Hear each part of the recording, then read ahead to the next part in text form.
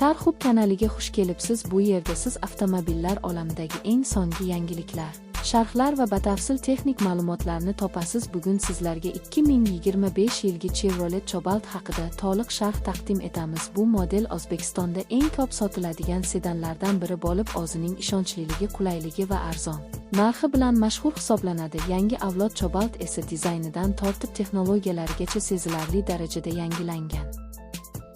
Avvalo dizaynga to'xtaladigan bo'lsak, 2025 Chevrolet Cobalt tashqi ko'rinishida zamonaviy chiziqlar, yengil sportivlik va ixchamlikni o'zida mujassamlashtirgan. Old bamper yangilangan faralar, LED yoritish tizimi va aerodinamik elementlar bilan boyitilgan. Orqa qismini ham ishlab chiqaruvchi yanada chiroyli shaklda tayyorlagan. Orqa chiroqlar uzaytirilgan va avtomobilga kenglik beruvchi uslubda ishlangan. Yon chiziqlar esa Cobaltni yanada dinamik ko'rsatadi. Avtomobilning rang palitrasi ham kengaygan.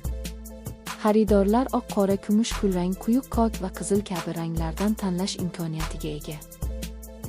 Ichki saloniga nazar tashlasak, Cobalt 2025 avvalgilardan sezilarli darajada qulayroq hamda zamonaviyroq ko'rinadi. Salon materiallari yaxshilangan, yumshoq plastik va mat qoplamalar ishlatilgan. Markaziy konsolda 8 dyuymli sensorli multimedia displeyi joylashtirilgan. U Android Auto va Apple CarPlay tizimlari bilan ishlaydi. Shuningdek, Bluetooth, USB va Wi-Fi ulanish imkoniyati mavjud. Avtomobil ichida haydovchi va yo'lovchilar uchun yetarlicha qulayliklar, o'rindiqlar ergonomik shaklda tayyorlangan. Ham old ham orqa o'rindiqlarda oyoq uchun joy keng, bagaj hajmi esa oilaviy safarlar uchun yetarlicha katta.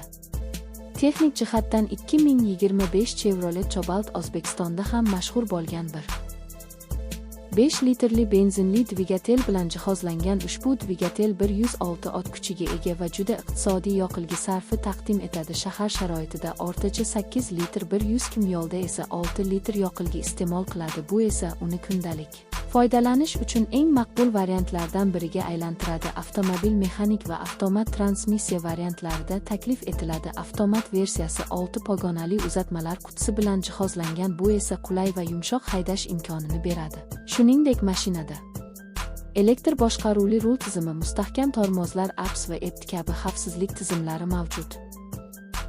Xavfsizlik borasida Cobalt ishlab chiqaruvchisi zamonaviy standartlarga e'tibor qaratgan. Old va yon xavfsizlik yostiqchalari o'rnatilgan. Bolalar uchun isofix tizimi mavjud. Parkovka sensorlari va orqa kamera ham haydovchilarga yordam beradi. Qo'shimcha ravishda yangi modelda stabilizatsiya tizimi va yo'ldan chiqib ketishga qarshi yordamchi funksiyalar qo'shilgan. Bu esa avtomobilni nafaqat qulay, balki xavfsiz ham qiladi. Narx masalasiga kelganda, 2025 Chevrolet Cobalt O'zbekiston sharoitida hamyonbopligi bilan ajralib turadi. Ishlab chiqaruvchi bu modelni keng ommaga mo'ljallangan qilib taqdim etmoqda. Shu sababli narx va sifat nisbatida Cobalt doimiy ravishda yuqori